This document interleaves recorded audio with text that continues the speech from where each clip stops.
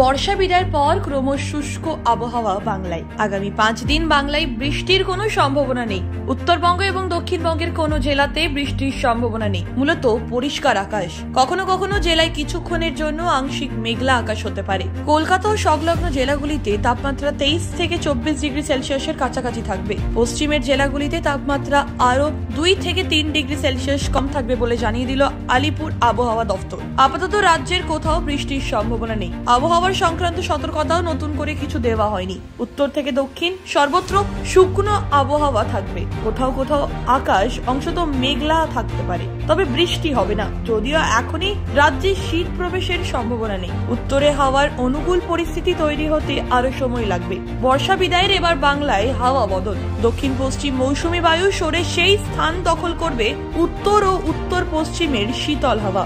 যদিও এখনো বাতাসে জলীয় বাষ্প থাকায় তাপমাত্রা খুব একটা নামছে না বলেই জানালো আলিপুর। কলকাতায় 23 থেকে 24 ডিগ্রি সেলসিয়াস এবং পশ্চিমের জেলায় আরো 2 থেকে 3 ডিগ্রি কমতে পারে। তবে কলকাতায় 15 ডিগ্রি সেলসিয়াসের আশপাশে না হলে শীতের আমেজ আসবে না। মঙ্গলবার কলকাতায় মূলত পরিষ্কার আকাশ, কখনো আংশিক মেঘলা আকাশ, বৃষ্টির সম্ভাবনা নেই। চলতি সপ্তাহে বৃষ্টির সম্ভাবনা কার্যত নেই কলকাতা সংলগ্ন এলাকায়। বাতাসে জলীয় বাষ্পের পরিমাণ ধীরে ধীরে কমবে। বর্ষা বিদায়ের পর শুষ্ক আবহাওয়ার শুরু হবে। মঙ্গলবার কলকাতায় সর্বনিম্ন তাপমাত্রা 24.1 ডিগ্রি সেলসিয়াস। বাতাসে জলীয় বাষ্পের পরিমাণ বা আপেক্ষিক আর্দ্রতা 53 থেকে 91%। আগামী 24 ঘন্টায় শহরে তাপমাত্রা থাকবে 24 ডিগ্রি থেকে 32 ডিগ্রি সেলসিয়াসের মধ্যে। ব্যুরো রিপোর্ট, খবর বাংলা।